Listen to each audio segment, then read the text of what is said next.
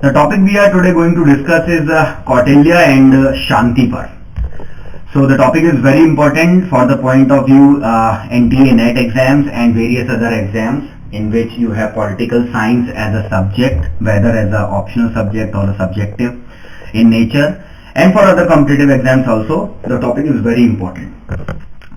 Kautilya and Shanti Parva, the name will be familiar for the student of political science, and for the other student who have just who are taking themselves into the preparation of the competitive examinations, the topic is going to very important. So first of all, we will take the Shanti Parva. What is Shanti Parva and its introduction? So friends, Shanti Parva is one of the 18 books actually. First of all, I should give you a brief introduction about from where Shanti Parva has come.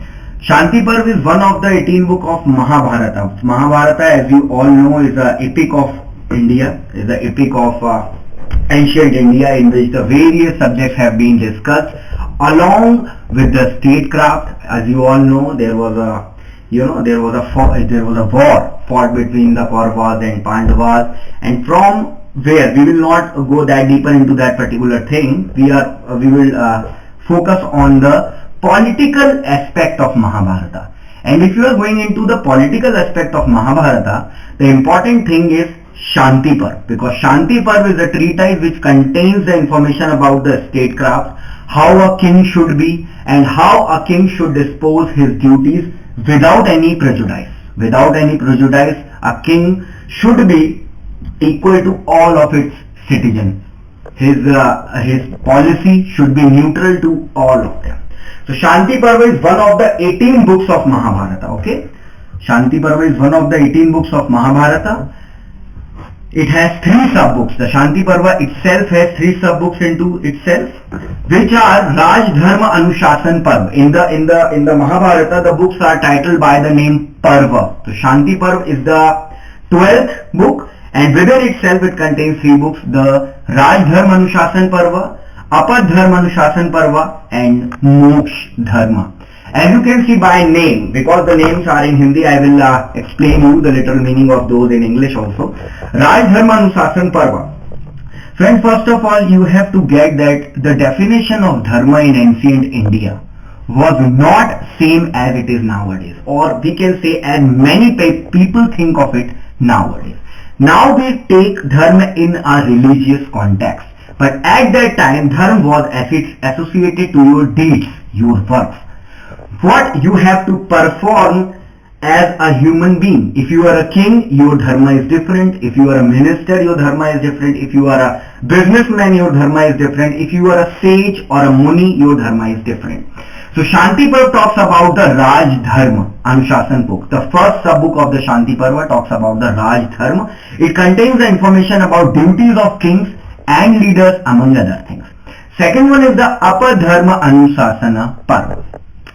Same as the Raj Dharma Anusasan Parva contains the information about the duties of a king, Apar Dharma Anusasan Parva provides the information about how king should behave when there is an adverse situation. If there is an adverse situation in front of himself and he have to save his state or to perform something which may require something which is out of order, which is exceptional in nature. So the exemption is provided to king. The Apar Dharma Anusasan Parva says that an exemption is provided to king in order to achieve the welfare of his state if he has to perform something out of order. Apad Dharma. The Apad Dharma word consists 2 words in its etymology from Sanskrit. Apad Dharma. Pad, it means the path. You have to derail from your path to achieve a certain thing which is good for your state. So that is also the dharma. Sometimes the vidharma is also dharma. Third one is the moksha dharma. As all of you know, the Mahabharata mainly deals about 4 things: dharma, artha, kam and moksha. How you perform your duty, how you should perform your duty, that is dealt by the dharma. What is your karma, your Arth, how to earn wealth, how to be a rich man so that you can you can attain the certain respect in society, and then the moksha. The whole thing about the whole, if you can say the periphery of Mahabharata belongs to these four things: dharma, artha, kam, and moksha. So third sub-book of Shanti Parva says about the moksha dharma. It contains information about achieving the moksha. And what is moksha? Relinquishment from the cycle of birth and death. Once you attain the moksha, you will not born again, you will not have to die again. So these are the three sub-books which are there in Shanti Parva. One is about polity, one is about the, we can say, the means a king should adopt to achieve for the welfare of his state. This point is very important here. Welfare of the state, not for any personal benefits. Okay. Now comes the polity, the political concepts that we can which we can derive from Shanti Parva. Taxation system of the state. Actually, Shanti Parva is a discussion between the Bhishma and Yudhishthira. The most part of the Shanti Parva book contains a discussion between the Bhishma, Pitama, as you can know, who was formerly known as Devvrata, who later, there is a whole story, who later came to known as Bhishma because of his oath, because of his vow, you can say. And then there is a discussion between the Bhishma and Yudhishthira. The war is over. In Shanti Parva, the scenario is discussed when the war is over. The Kauravas has been defeated by the Pandavas, and now when Yudhishthira has to become the king of the Indraprastha, then he went on to Bhishma to gain some knowledge about the statecraft. So Bhishma, among many other points, talks about the taxation system. The points I have highlighted in this slide, those are important from the point of view of your exam. There are many other things you can go into deeper, go and dig deeper if for your own interest, but for the examination point of view, the taxation system. The Bhishma very clearly says taxation should not be burdensome. It should be like milking a cow. It should be like when a tigress handled her cubs. The teeth are there, but they are gentle in nature. There should be minister, there should be a council of ministers, there should be concepts of philosopher king as established by Plato. Bhishma said there is nothing personal for a king. And the same thing was established by Plato. Plato said there should be a king who should be philosophical in nature. Okay, so these are the main concepts derived from the Shanti Parva as invices by the Bhishma to Yudhishthira.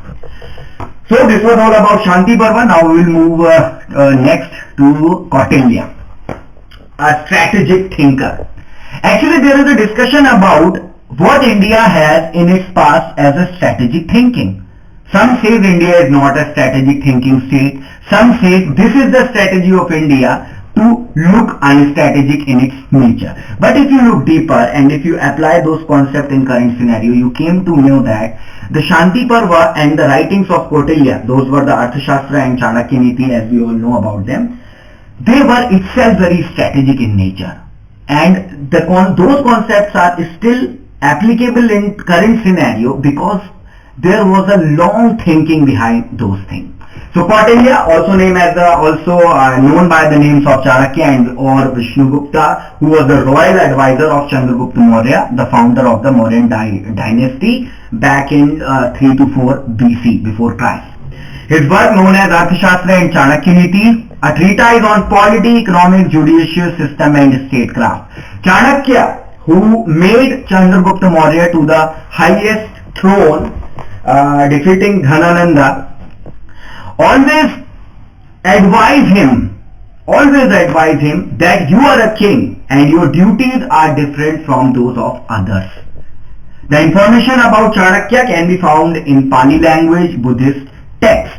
Those are available in Sri Lanka and some writings of Trotman, etc. The play written by Vishakha, the Mudra Rakshas. The information about Kautilya is also available there. Chanakya or Kautilya, sometimes also referred as the Machiavelli of India. Works of Kautilya, mainly the statecraft, which have been asked in your examination many a time. The concept of statecraft as propounded by Chanakya are still relevant in the modern world. As you can say, the judicial system, the taxation system, in which Chanakya advises that the revenue of the taxation should be 6% of the whole GDP, and it is still applicable in current scenario. If you go for the budget provisions, budget estimates of the government of India, you can see from the from past around 10 to 15 years, the government is trying to build that portion of taxation up to 6% of the GDP. We are still about to achieve it. Okay, he was one of the first thinkers who actually thought that a country is as strong as it is unified. That is why there are references has been made where Chanakya advises Chandragupta that the unity is the most important virtue of a state. You may have reminded of an incident where after defeating the Seleucus Nicator, the Greek king, after defeating him, Chanakya advised Chandragupta Maurya to marry his daughter, whose name was Helena. Then Helena became Helena Maurya. And Chandragupta actually insisted not to marry because he was already a married man. But Chanakya says, you are a king and your duty are just out of bounds.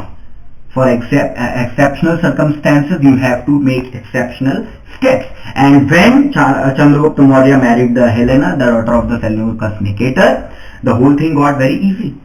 So this was the sharpness of Kautilya. This was the concept of, these were the concepts of statecraft.